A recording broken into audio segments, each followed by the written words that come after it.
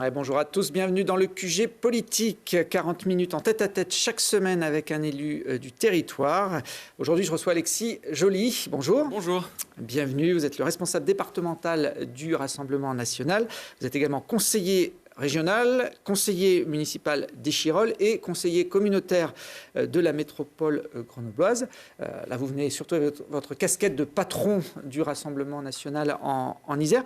Vous avez seulement 31 ans, mais ça fait déjà presque une dizaine d'années que vous êtes dans la politique iséroise. C'est ça, mon engagement date de 2014. Je me suis engagé aux élections municipales d'Échirolles, où j'avais à l'époque réalisé le meilleur score du département en ce qui concerne les listes du RN. Et puis, voilà, j'ai été pris un petit peu dans l'engrenage, j'utilise ce terme qui n'est pas péjoratif, et j'ai évolué petit à petit au fur et à mesure des années jusqu'à la deuxième élection régionale où j'entame mon deuxième mandat depuis l'année dernière. Et puis le mandat local, le mandat d'Échirolles qui est très important, qui est pour moi qui est le plus important, parce qu'on est vraiment au plus proche des habitants et on se rend compte en fin de compte des dérives politiques des élus locaux, de certains élus locaux, de certains barons locaux et de la souffrance véritable des Français, des habitants d'une commune, d'un territoire, et on essaie de leur apporter des solutions. Vous étiez tête de liste pour l'Isère aux élections régionales l'an dernier. Cet engagement si jeune, il vient d'où? Il y a une raison? Vous faisiez de la politique dans votre famille? Pas particulièrement, on en discutait, mais je crois que c'est une volonté aussi de servir mon pays. Alors certains s'engagent à l'armée, moi j'ai décidé de m'engager en politique pour servir mon pays, pour servir mes convictions et de répondre encore une fois à la souffrance des Français qui nous interpelle et qui nous touche beaucoup.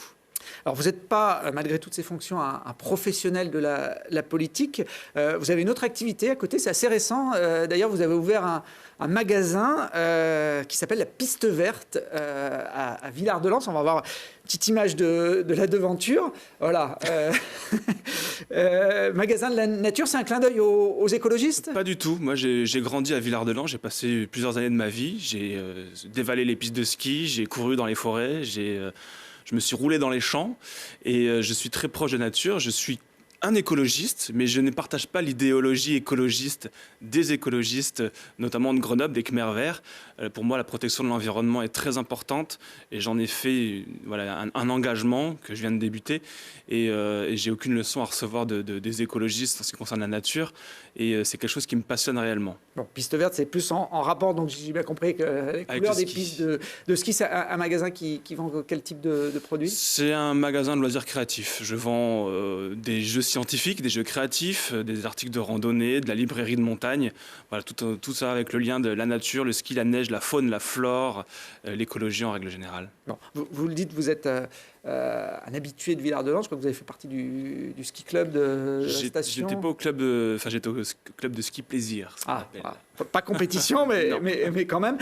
Vous êtes favorable à la candidature que Laurent Wauquiez a évoquée pour les Jeux Olympiques en 2030 ou 2034 pour les Alpes? Oui, très clairement. Moi, je pense que les Jeux Olympiques permettent de dynamiser un territoire. Je pense que la région Auvergne-Rhône-Alpes et particulièrement les Alpes ont déjà les capacités, les infrastructures routières, sportives pour recevoir les prochains Jeux Olympiques. Il ne s'agit pas une nouvelle fois de faire des investissements de plusieurs milliards d'euros, comme ça a été le cas notamment avec les Jeux d'Albertville, mais puisque les infrastructures sont déjà présentes, il suffit en fin de compte de rénover certaines infrastructures, mais les bases sont ici, et je pense que ça peut dynamiser le territoire, ça permet aussi un rayonnement international de nos montagnes, et moi je suis assez favorable effectivement à tout ce qui peut dynamiser et faire parler de manière positive nos territoires. Bon, à suivre, ça effectivement c'est un projet qui est encore assez flou. On va revenir à des pistes un peu plus proches de nous avec la campagne présidentielle. Vous soutenez évidemment Marine Le Pen. À une semaine de la clôture des parrainages, la candidate RN en comptabilise 414. Je ne sais pas si... C'est ça. Voilà, c'est ça, le chiffre est exact. Il en faut 500 pour avoir le droit de se présenter. Elle aura ces signatures ou ça reste encore incertain? Ça reste encore incertain, mais même s'il y a plus d'espoir effectivement qu'il y a quelques jours, que la semaine dernière par exemple, mais c'est un exercice qui est extrêmement difficile pour nous. Il n'y a pas de manipulation, en tout cas la réaction de Marine Le Pen et des équipes du RN ne sont pas feintes. On a de réelles difficultés à convaincre les maires. Moi-même, j'ai rencontré beaucoup de maires. J'ai mobilisé tout le bureau départemental de l'Isère pour téléphoner à un fichier de maires pour les mobiliser, pour leur demander de parrainer Marine Le Pen. Mais je crois que ce système est totalement dévoyé. Il y a beaucoup de maires aujourd'hui qui refusent d'abord de parrainer parce que, et c'est assez étrange, parce qu'ils ne considèrent que ce n'est pas un rôle rôle qui leur appartient. Alors qu'en réalité, si, c'est justement à eux, aux maires, de parrainer. Et certains refusent tout simplement l'idée de parrainer un maire. Et d'autres, évidemment, et ça c'est une réalité qu'il faut bien prendre en considération, que certains maires, d'ailleurs, tous les maires qu'on appelle refusent finalement de parrainer Marine Le Pen parce qu'ils ont peur des pressions qu'ils vont pouvoir subir. J'ai eu un maire au téléphone la semaine dernière qui m'a dit qu'il allait toucher bientôt une subvention de 450 000 € d'une collectivité. Et il sait pertinemment que s'il parraine Marine Le Pen, eh bien, il pourrait voir cette subvention annulée.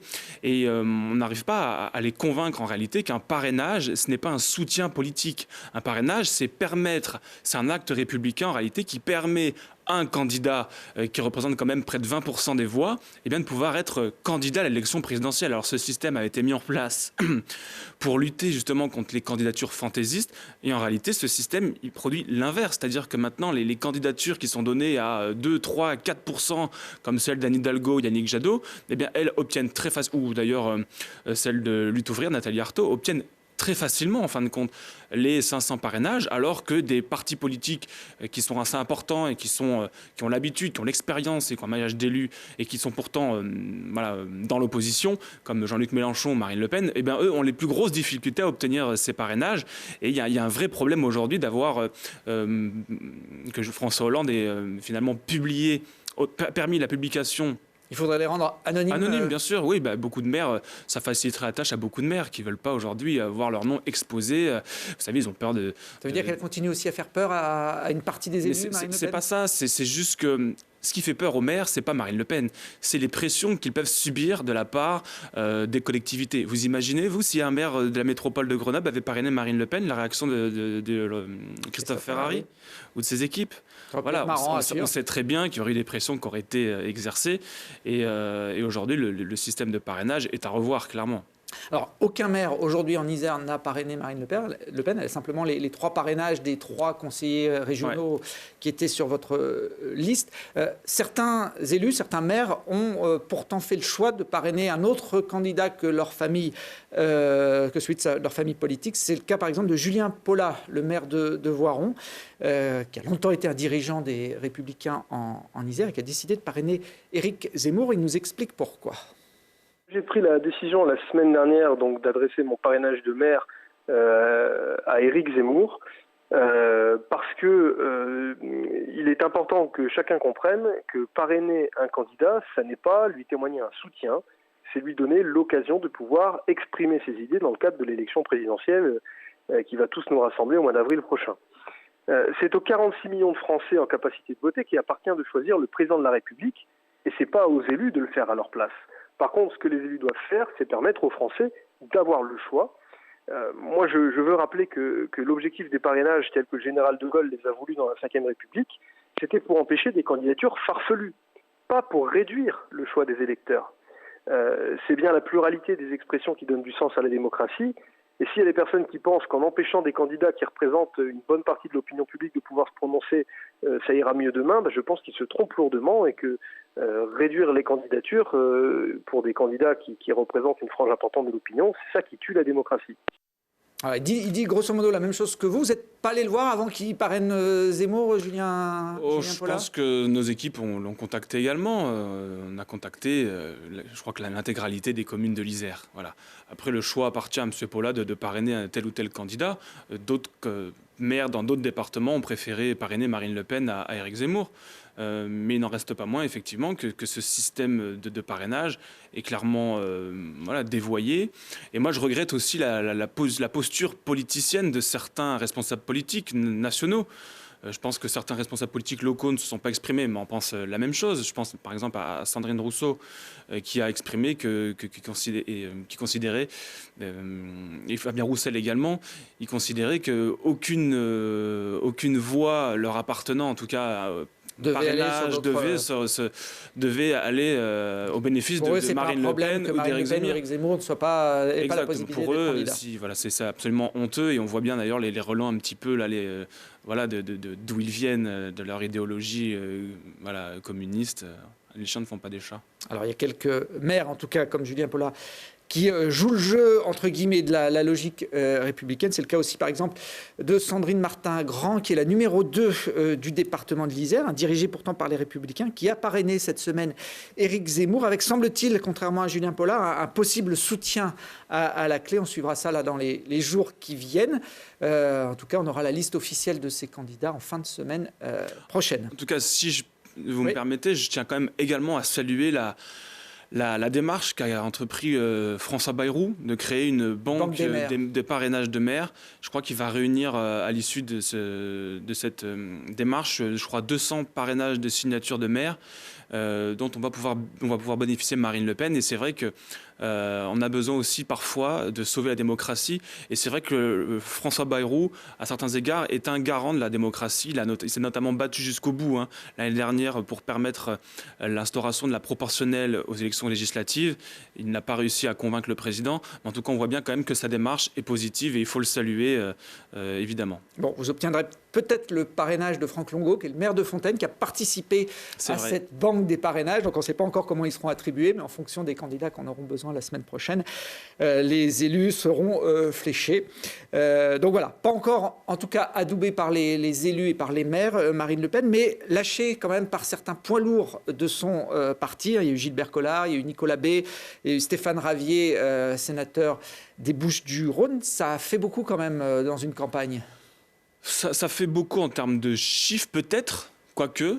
Ça fait, là, vous étiez 4 personnes sur 300, 400 élus du RN. Alors c'est vrai, ce sont des personnes un peu emblématiques quand même. Ils sont un peu plus emblématiques. Mario Maréchal... Je ne suis pas certain que beaucoup de vos auditeurs connaissent Gilbert Collard ou Stéphane Ravier, ou encore moins Nicolas Bay, mais... par son activité d'avocat.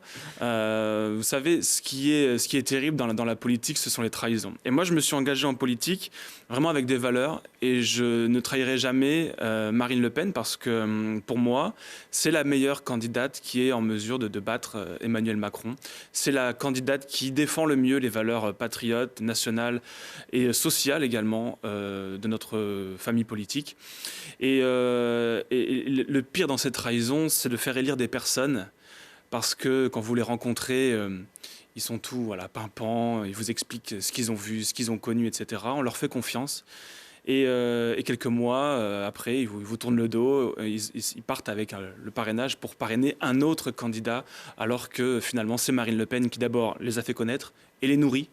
Parce qu'en réalité, les défections dont vous parlez, ce ne sont pas des départs avec une pensée politique, mais ce sont des raisons personnelles qui poussent ces gens-là à quitter le Rassemblement national et à parrainer Éric Zemmour, parce qu'ils considèrent que les thèmes de campagne que sont l'immigration et l'identité doivent être principaux, et alors que nous, on a fait le choix, au contraire, de répondre vraiment à l'urgence des Français, c'est-à-dire de leur répondre en termes de pouvoir d'achat, en leur donnant des propositions pour baisser les taxes sur l'électricité, sur les impôts, sur l'impôt sur les entreprises, etc.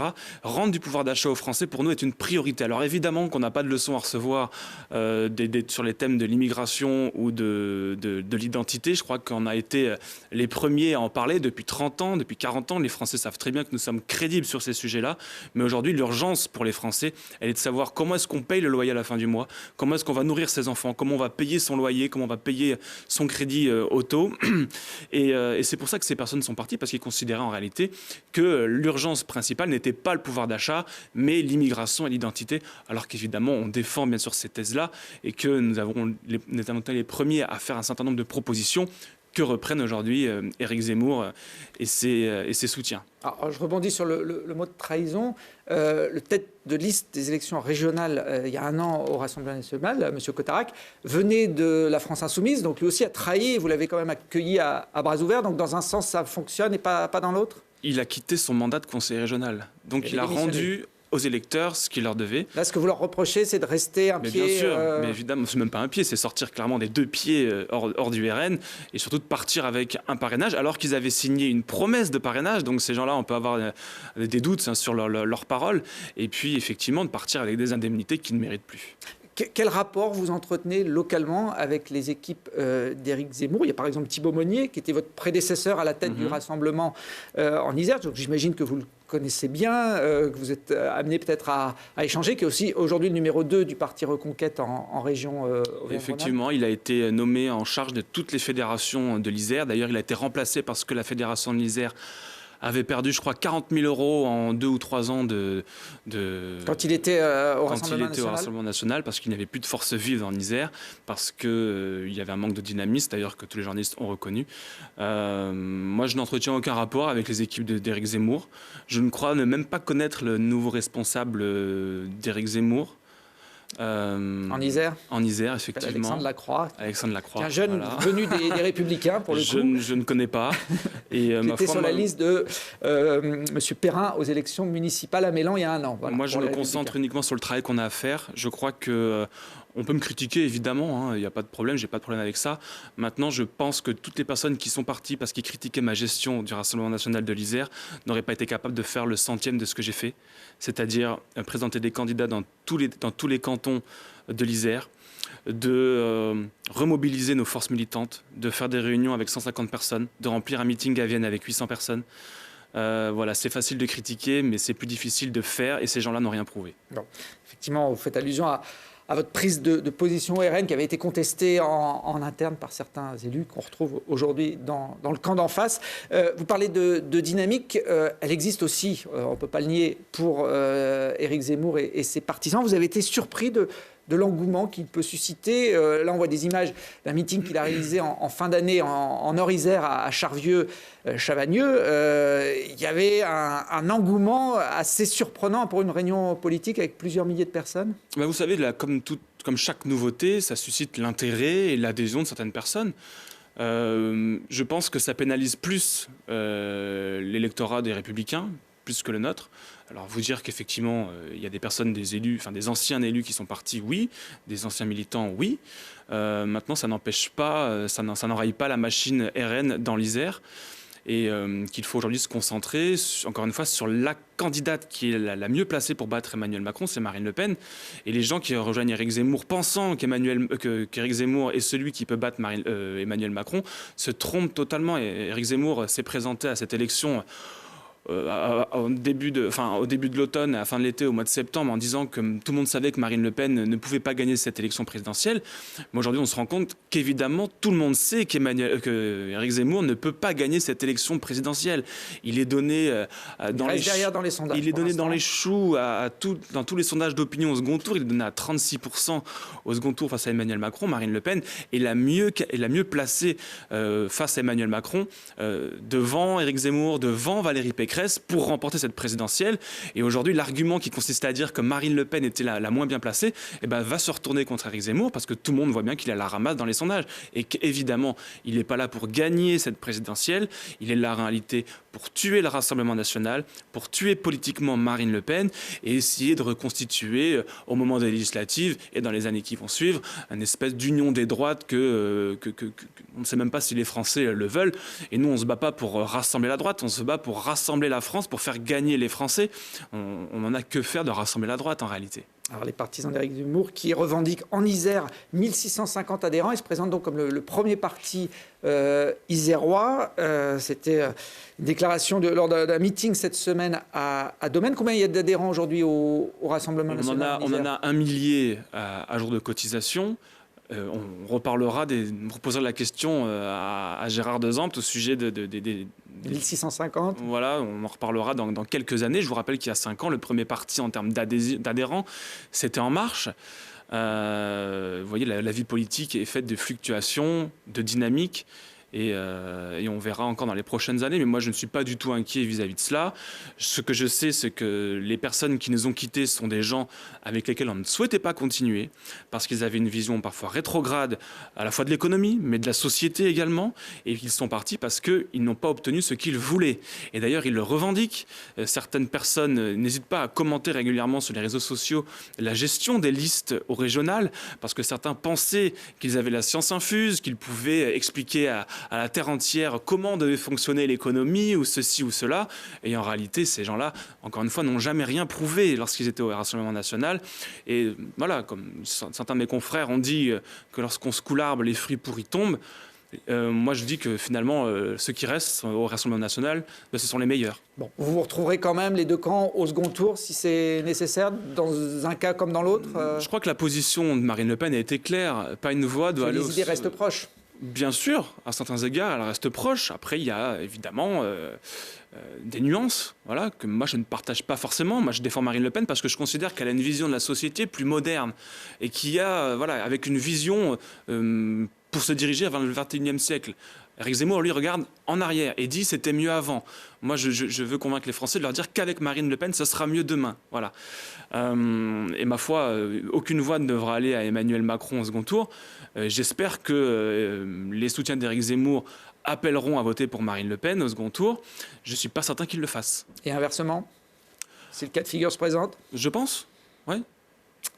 Alors, Marine Le Pen était venue lancer sa campagne présidentielle en Isère en septembre dernier sur un marché de la Tour du Pin. Elle était à Vienne il y a quelques jours. Vous évoquiez son meeting avec Marine Le Pen aime bien l'Isère, je crois. Oui, alors elle aime bien l'Isère. Elle ne vient pas souvent jusqu'à Grenoble, par contre. C'est quoi ? C'est une terre moins favorable pour elle que le Nord-Isère, par exemple ? Vous dire l'inverse, ce sera un mensonge. Évidemment que les terres grenobloises sont moins favorables à Marine Le Pen que le Nord-Isère. Justement, il y a peut-être du monde à convaincre ici ? Oui, probablement, mais vous savez, voilà, la stratégie a été aussi de convaincre et de rencontrer des personnes qui se sentent oubliées. Marine Le Pen a rencontré les habitants de la ruralité. Alors, difficile de parler voilà, de déplacement, de déclassement à Grenoble, puisque tous les services publics sont présents. Mais c'est plus facile effectivement de travailler ces sujets dans la campagne et c'est vrai que je crois que Marine Le Pen aime bien venir dans l'Isère parce qu'elle sait aussi que la fédération de l'Isère aime Marine Le Pen. Bon, vous étiez d'ailleurs présent, vous avez vu sur ces images lors de son déplacement au mois de septembre. J'imagine que vous étiez présent aussi à son meeting. Bien sûr, je l'ai organisé. De Vienne, voilà, il y a quelques jours. Beaucoup d'observateurs estiment qu'une campagne se joue sur quelques idées, hein, pas besoin d'énumérer tout un catalogue de propositions car les Français ne vont pas tout imprimer. Quelles sont les propositions fortes du programme de Marine Le Pen à mettre en avant, selon vous ? Je crois que la priorité, et Marine Le Pen s'attache à le faire depuis sa rentrée politique, c'est de rendre du pouvoir d'achat aux Français. Voilà, les Français ont de plus en plus de difficultés. La crise ukrainienne va peut-être provoquer encore davantage de difficultés et de souffrances pour les Français, notamment en termes de factures énergétiques. Et aujourd'hui, Marine Le Pen, ce qu'elle propose, c'est de rendre 200 € par mois à chaque Français en supprimant par exemple la taxe audiovisuelle qui est un impôt finalement sur la télévision et que tous les Français paient. Elle propose également de baisser la facture d'électricité, de gaz et de carburant, non pas seulement en donnant un chèque comme l'a fait Emmanuel Macron de 100 €, y compris pour ceux d'ailleurs qui n'avaient pas de voiture, mais en baissant la taxe à 5,5% parce qu'elle considère que les énergies sont des produits de première nécessité.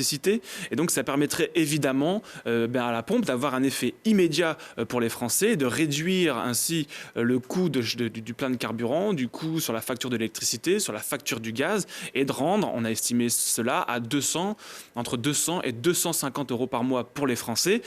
Vous savez, ça a forcément un coût, ça a un impact de plusieurs milliards d'euros, mais aussi cet argent-là, qui sera rendu aux Français, sera forcément réinvesti dans l'économie, réinjecté, et permettra donc une meilleure redistribution à la fois de la consommation, mais également de la création d'emplois. Et en fait, ça permet de la création d'un cercle vertueux qui va pousser et tirer les Français vers le haut, et ainsi l'économie également. J'ai vu qu'elle voulait aussi augmenter le salaire des professeurs. C'est plutôt en général des mesures de candidats de gauche, ce type de proposition ? Alors, je pense que vous voulez sous-entendre que Marine Le Pen serait une candidate de gauche. Alors moi, je ne le crois absolument pas. Moi, d'ailleurs, je ne me considère ni de droite ni de gauche. Le clivage est totalement dépassé. Mais il y a des bonnes idées parfois à prendre de tous les côtés. et non pas à gauche et à droite. Et c'est vrai que cette proposition, elle est importante, puisqu'aujourd'hui, les professeurs travaillent avec des difficultés qui sont importantes. Moi, je le vois très bien dans ma ville à Échirolles, où les professeurs font des cours parfois avec des élèves et qui sont virulents, qui sont violents, qui imposent aussi... qui ramènent de chez eux jusqu'à l'école des idéologies qui sont réactionnaires. Et c'est vrai que c'est difficile aujourd'hui d'exercer le métier de professeur dans certaines communes. Et Marine Le Pen, ce qu'elle veut, c'est les encourager, les inciter aussi, notamment par le biais d'une rémunération plus élevée, ce qui d'ailleurs n'est pas choquante, parce que dans d'autres pays d'Europe, la rémunération des professeurs est beaucoup plus élevée. Je pense notamment à l'Allemagne. Ouais, de réformer aussi la formation de ces professeurs en supprimant l'institut de formation des professeurs des écoles, notamment. C'est ça, effectivement. Je crois qu'il y a beaucoup de choses à faire, effectivement, pour que l'école aujourd'hui soit un lieu de réussite et non plus un lieu d'échec. Voilà, un lieu où les enfants puissent se créer un avenir, d'abord d'avoir des bases solides en français, en mathématiques, mais également aussi de pouvoir se projeter vers l'avenir. Je crois qu'il est aussi important de développer les métiers manuels, qui ne sont pas des voies de garage, qui sont des métiers très importants. D'ailleurs, on a besoin aussi de main-d'œuvre aujourd'hui dans certains domaines. Dans la restauration, on a besoin aussi de cette main-d'œuvre manuelle, et je crois qu'il faut la requalifier. Les efforts qui ont été faits par le gouvernement depuis plusieurs années n'ont pas été suffisants. En Allemagne, je crois qu'il y a plus de 500 000 jeunes aujourd'hui par an, ou 700 000 jeunes qui sont formés grâce à la formation professionnelle, et ensuite ils trouvent tous un travail. Et c'est important aussi pour les jeunes aujourd'hui qui sont évidemment exposés en première ligne des difficultés sociales depuis la crise du Covid, et bien de leur offrir cette possibilité d'avoir une formation qui débouche évidemment sur un travail. Alors j'ai trouvé deux points communs entre le programme de Marine Le Pen et celui de Fabien Roussel, le candidat du Parti communiste. C'est la retraite à 60 ans et puis le nucléaire. Les deux sont favorables au développement de cette énergie. Oui, vous savez, je crois qu'aujourd'hui, on ne peut pas demander aux Français de faire des sacrifices éternels sans d'abord avoir fait les économies nécessaires au financement des retraites. Ce que Marine Le Pen souhaite, effectivement, c'est une retraite à 60 ans, bien qu'il y ait un système qui soit calculé et qui sera disponible, d'ailleurs présenté par Marine Le Pen il y a 1 ou 2 semaines.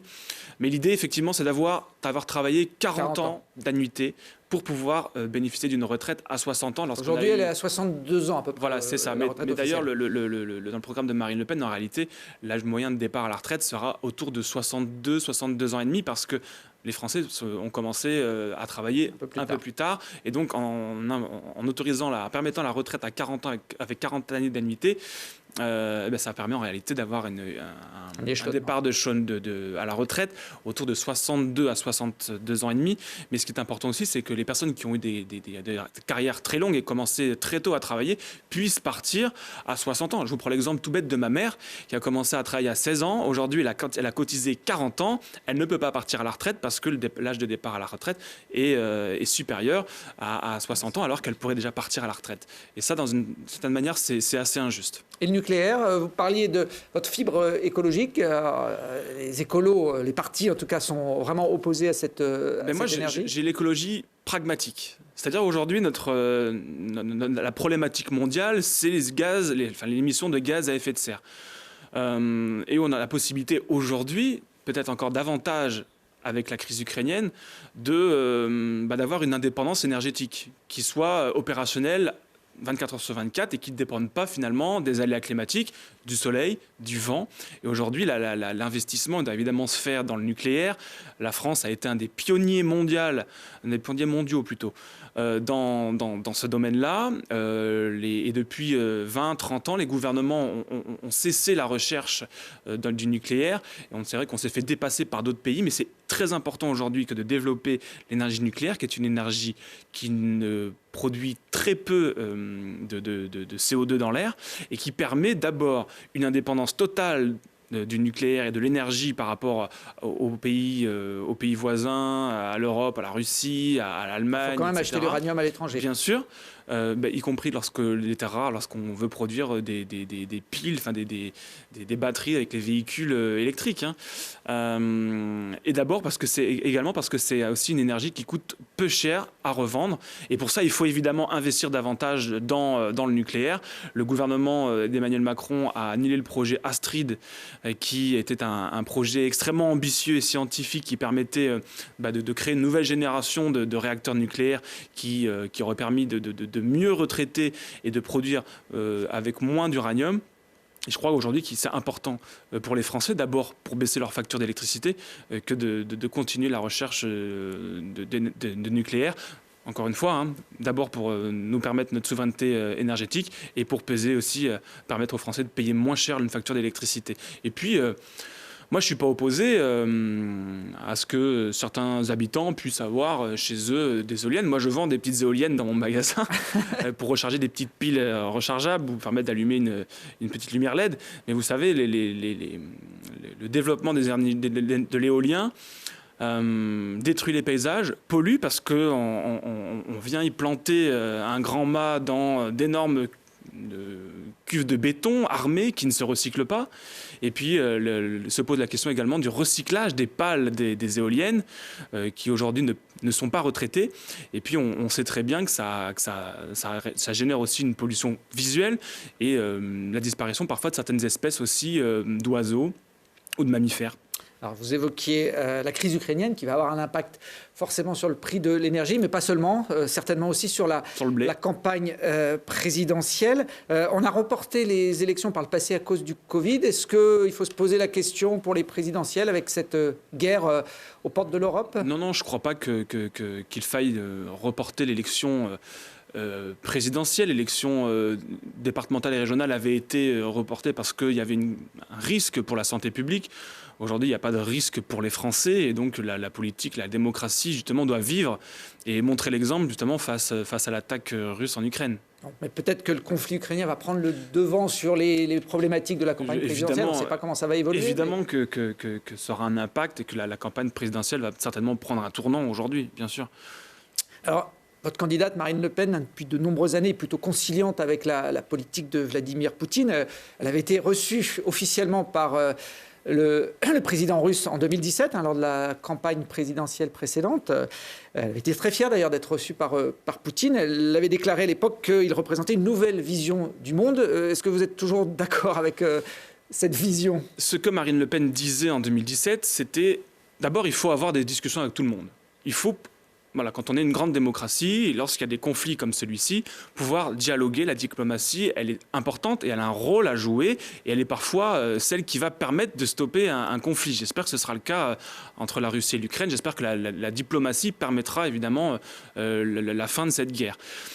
Marine Le Pen, lorsqu'elle a rencontré Emmanuel Macron, Vladimir Poutine, elle l'a fait dans le cadre d'une campagne présidentielle, effectivement, parce qu'en tant que futur chef d'État, elle se doit, elle aussi, de discuter avec tous les chefs d'État du monde entier et de l'Europe. Elle a rencontré récemment le Premier ministre de la Pologne, le Premier ministre Viktor Orban de la Hongrie.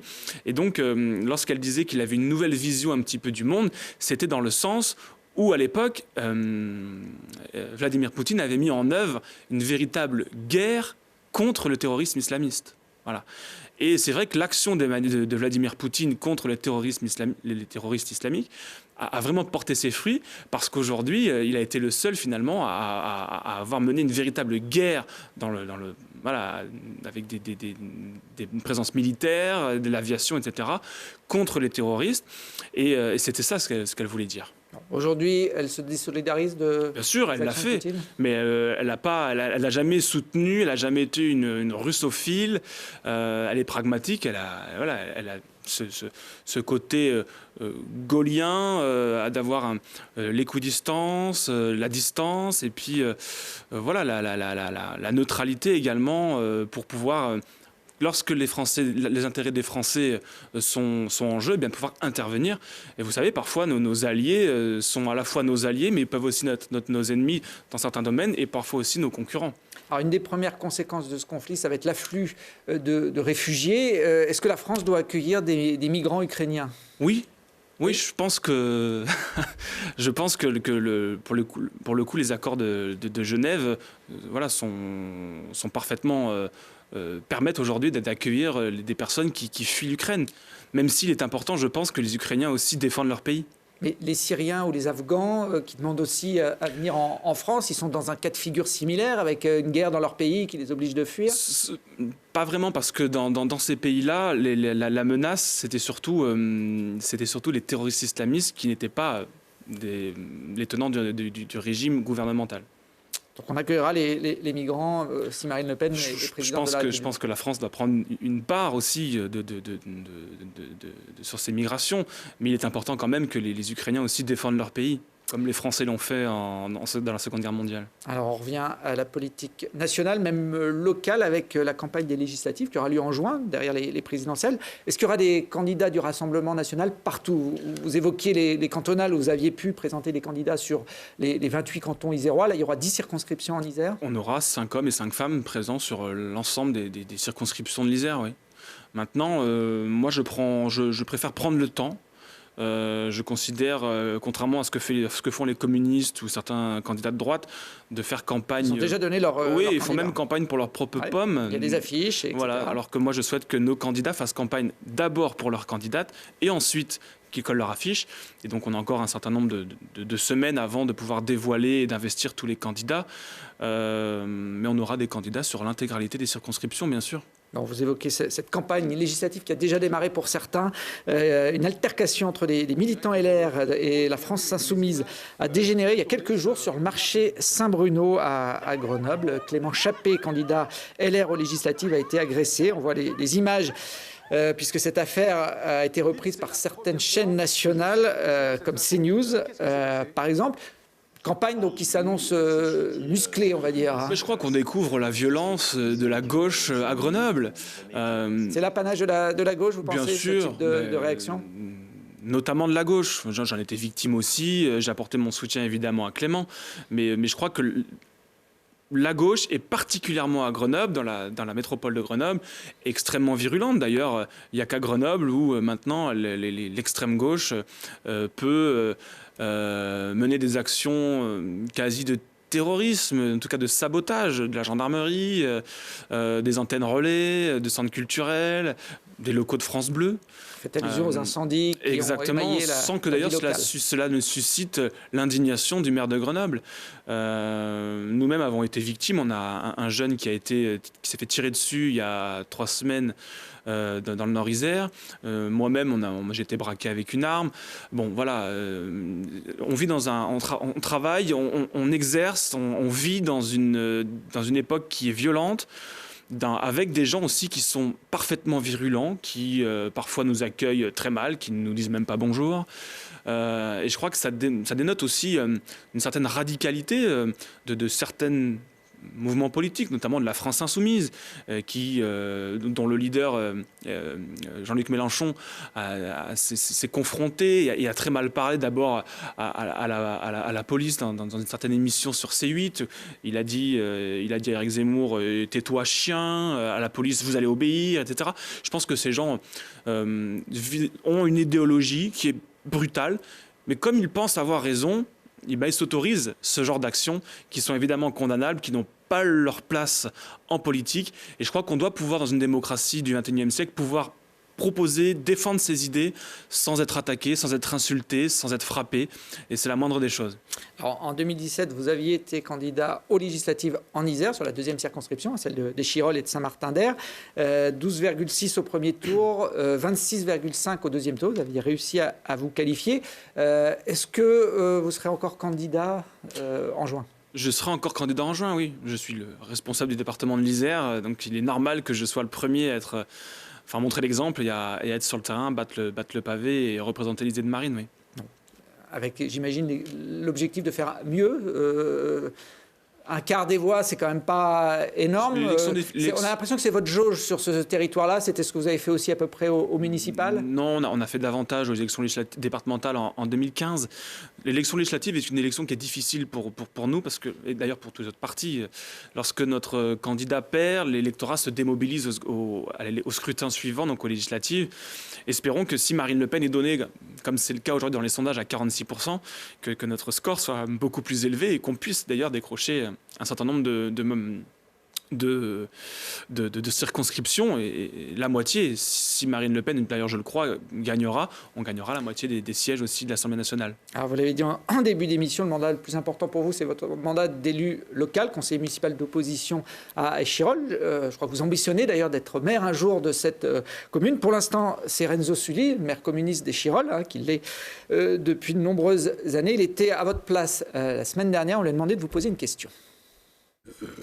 Si j'ai une question à poser comme ça spontanément à Alexis Joly, je lui demanderai lorsque en 2019, dans le cadre de la campagne des élections municipales, il avait affirmé: si je suis élu maire d'Échirolles, je mettrai fin au renouvellement urbain des quartiers Essarts-sur-Yeu, parce que de toute façon, ça ne sert à rien pour ces gens-là. Je voulais savoir s'il était toujours sur cette position-là. Alors, le renouvellement urbain des quartiers, ça a été l'objet de la venue du Premier ministre Jean Castex il y a quelques jours, justement, dans le quartier de la Villeneuve à Échirolles. Ça ne sert à rien d'investir dans ces quartiers? Je crois d'abord que Renzo Sully aurait dû sortir précisément mes déclarations, parce que là, elles sont évidemment très raccourcies et un petit peu déformées. Je crois aujourd'hui que le renouvellement urbain, qui pèse quand même plus de 100 milliards d'euros en 30 ans... À l'échelle nationale. Oui, à l'échelle nationale, évidemment, n'a pas produit les effets escomptés, les effets attendus. On a aujourd'hui dépensé des sommes colossales, et je crois quasiment 1 milliard d'euros, du coup, dans cette rénovation urbaine des Villeneuve, à Saint-Martin-d'Air et puis à Grenoble. Quasiment 1 milliard d'euros, mais pourquoi faire ? Est-ce que le chômage a baissé? Est-ce que l'insécurité a baissé? Est-ce que la pauvreté a baissé? Est-ce que le niveau scolaire a augmenté? Est-ce que la santé, les services publics se sont développés? Non. On a dépensé des milliards d'euros, et en réalité, on a continué de concentrer une population et des populations qui viennent aussi de l'étranger. Ce sont des quartiers, des ghettos qui se sont paupérisés. Et moi, je le regrette, c'est pas Alexis Joly qui a entassé ces gens dans les quartiers pauvres d'Échirolles. C'est Renzo Sully, ce sont les maires qui se sont précédés et qui étaient communistes. Et aujourd'hui, avec ce communautarisme qui s'est développé, ça a produit évidemment le développement de l'islamisme, qu'on le veuille ou non. Il n'a qu'à écouter, encore une fois, les directeurs d'école et les élèves eux-mêmes qui dénoncent ce genre de faits, et qui d'ailleurs sont étouffés, je pèse mes mots, étouffés par la majorité à Échirolles, lorsque une directrice d'école, dans un quartier d'ailleurs qui n'est pas prioritaire, a dénoncé certaines activités que les élèves ne voulaient plus faire avec des filles, certaines matières qu'ils ne voulaient plus étudier, comme les sciences, ou faire du sport avec des filles. La mairie d'Échirolles nous a expliqué que ce n'était pas vrai, alors que ce ne sont pas des témoignages du Rassemblement national. Voilà ce qu'a produit les 100 milliards d'euros dépensés dans la politique de la ville. Qu'est-ce qu'il faudrait faire alors? Ce qu'il faudrait faire, c'est l'inverse. Voilà. Aujourd'hui, ce qu'il faut, c'est rétablir la sécurité dans ces quartiers. D'abord, il faut arrêter l'immigration. Il faut rétablir la sécurité. Évidemment, quand je parle de sécurité, je parle également de justice, rétablir les peines, etc. Et c'est comme ça qu'on tirera vers le haut un petit peu ces quartiers, en faisant rentrer l'état de droit dans ces quartiers, en tirant vers le haut, encore une fois, le niveau scolaire, en aidant les professeurs, en les incitant à venir. Il n'y a plus de médecins dans ces quartiers. On est obligé aujourd'hui de créer des maisons de santé, d'ailleurs par des gens qui sont totalement dans une idéologie de gauche, qui sont des marxistes, pour qu'on puisse soigner ces personnes-là. Pourquoi les médecins ne veulent plus rentrer dans ces quartiers? Parce qu'ils se font insulter. Parce que lorsque les hommes veulent ausculter des femmes, ils se prennent un marron dans la tête du mari parce qu'il a ausculté la femme en question. C'est comme ça que ça se passe à Échirolles. Ça se passe à Échirolles comme ça se passe à Grenoble, ça se passe à Saint-Martin-d'Air, et ça, c'est la vérité. Alors, M. Sully, évidemment, ne veut pas entendre cette vérité-là, parce qu'il a tout intérêt, un intérêt électoral, à refuser cette vérité absolue. Mais c'est comme ça que ça se passe dans les quartiers. Et aujourd'hui, il peut y avoir effectivement des investissements dans les quartiers. Moi, comme je l'ai dit en 2020 dans mon programme, je suis favorable à un investissement dans les quartiers. Mais il faut qu'il y ait des résultats. Et il faut aussi que les personnes jouent le jeu. On ne dégrade pas sa copropriété. On ne jette pas des cocktails Molotov sur les policiers. On n'insulte pas la France. On respecte l'endroit où on vit, on respecte ses voisins, on respecte son pays, on respecte ses professeurs. Et c'est comme ça qu'on pourra évidemment obtenir des subventions de l'État. Mais le travail doit être donnant-donnant. Bon, vous évoquez le communautarisme. Éric Piolle a fait une intervention remarquée cette semaine sur Europe 1 en affichant son soutien au groupe des hijabeuses, des femmes qui militent pour pouvoir porter le voile pendant les compétitions officielles de football. Bon, j'imagine que vous n'êtes pas d'accord du tout avec lui. Mais non, parce que si vous voulez, le hijab, c'est un affichage religieux. C'est la démonstration d'un extrémisme religieux qui n'a pas sa place dans le sport. À Échirol aussi, on a été les premiers à inventer le concept du hijab dans le sport. Il y a quelques années, il y a eu un match, donc c'était une compétition de foot du club de l'AS Surieux, où une entraîneuse s'était présentée en hijab. Le match avait été annulé et la fédération régionale de foot avait mis le club au pied du mur en leur disant soit l'entraîneuse enlève son voile, soit le match est annulé. Et le club de foot a préféré laisser le communautarisme gagner et du coup le match n'a pas été rejoué. Et si vous voulez, c'est un affichage religieux. Moi je crois que l'islamisme se développe partout dans la société. Dans le travail, dans effectivement les clubs de sport. Je crois qu'il y a un article du journal Libération, il y a déjà très nombreuses années, qui a alerté sur le danger du communautarisme et de l'islamisme dans le sport. Et aujourd'hui, le fait de dénoncer l'islamisme politique, ce n'est pas dénoncer l'islam. À moins que les gens comme Renzo Sully et Éric Piolle font l'amalgame entre cette pratique extrémiste et l'islam en général. Moi, je fais la différence des choses. Il y a des gens qui sont de religion musulmane et qui vivent leur religion à la maison et qui respectent les lois, les coutumes et les us de la France.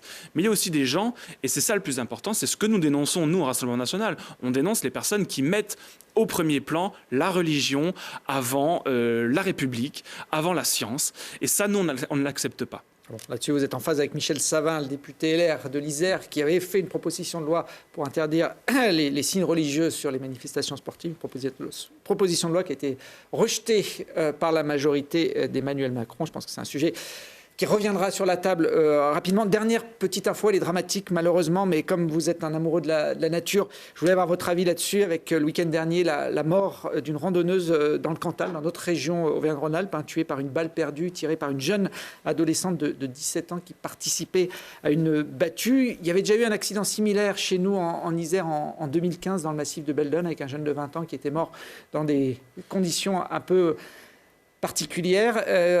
Qu'est-ce qu'il faut faire pour que ces accidents ne se reproduisent plus? Je crois qu'il faut avoir une législation qui soit un peu plus dure, plus encadrée vis-à-vis des chasseurs. Vous pensez que ça peut suffire? Je pense que ça peut suffire, mais qui leur permette quand même d'exercer cette tradition, ce loisir qui est pour eux très important. Maintenant, effectivement, je crois qu'on peut commencer à chasser de manière très jeune, je crois, à 15 ans ou 16 ans, en étant accompagné d'un adulte. On peut voter à partir de 18 ans, on peut conduire à partir de 18 ans. Je crois, à mon avis, qu'il faut attendre d'être majeur avant de pouvoir tenir un fusil dans les mains quand même. Et puis, puisqu'on parle de la chasse, moi, beaucoup de candidats ont proposé l'interdiction de la chasse le dimanche, par exemple. Oui, ça pourrait être le dimanche, le week-end, mais ça voudrait voudrait dire en réalité la fin de la chasse tout court, puisque les chasseurs ont une vie aussi à côté. Et donc, ils chassent le week-end et pendant les vacances scolaires. Plutôt priorité aux chasseurs qu'aux randonneurs dans ce cas-là? Je pense qu'il y a la nature. Dans la nature, on doit avoir une cohabitation entre les randonneurs et les chasseurs. Je crois qu'il faut davantage, lorsqu'il y a des chasses qui sont organisées, plus d'affichage et de prévention, en tout cas d'annonce que sur ce territoire-là, il y a une chasse qui est en cours. Mais ça évitera jamais une balle perdue. Mais il n'y a jamais de risque zéro. On peut aussi se prendre une branche sur la tête et mourir. Mais puisqu'on parle de la chasse, moi je voudrais vous parler d'une chasse qui me semble totalement archaïque, c'est la chasse à courre. Moi je suis favorable à son interdiction. D'ailleurs, la chasse à courre représente en final très très peu de chasseurs. C'est une pratique qui est barbare et qui n'a plus sa place, je crois, dans la France du XXIe siècle.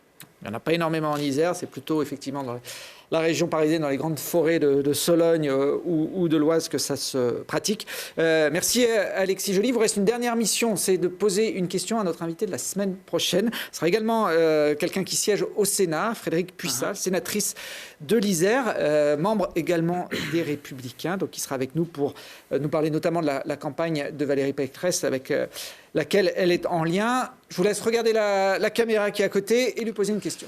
Bonjour Madame Puissat, vous êtes sénatrice et dans le cadre de votre mandat, vous avez signé une proposition de loi visant à interdire l'écriture inclusive en France.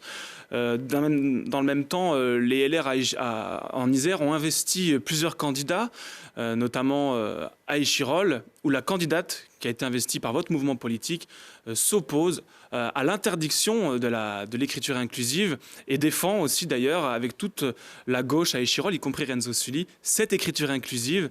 Voilà, qu'est-ce que les LR et qu'est-ce que vous aurez à dire à cette personne-là qui finalement défend l'inverse de ce que vous dites vous au Sénat?